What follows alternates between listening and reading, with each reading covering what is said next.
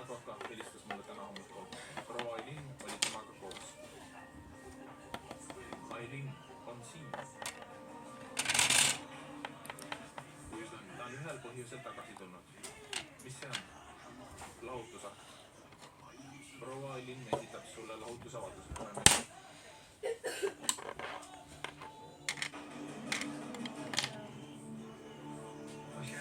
Tere tulemast. Aitäh. Nejat ilmas. Meil on...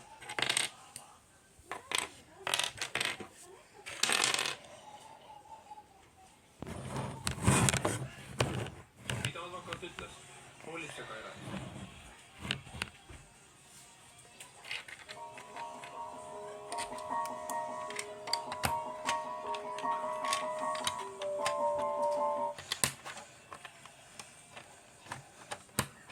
Jah. Ära Serkan. Mul on kahju, et sind häirin.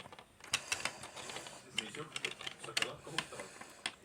Härra Nejat, mida iganes advokaadiga rääkis, läks ta vihaselt minema. Temaga polnud korraks. Oota, ole rahulik. Kas ta ütles midagi? Küsisin ja ta tormas mulle vastu. Ta röökis minu peale. Ma ei tea. Olukord meenutas mulle tema endist olukorda. Olgu, katkesta toru. Proovin Nejati kätte saada. Olgu, vabandan, et häirisin.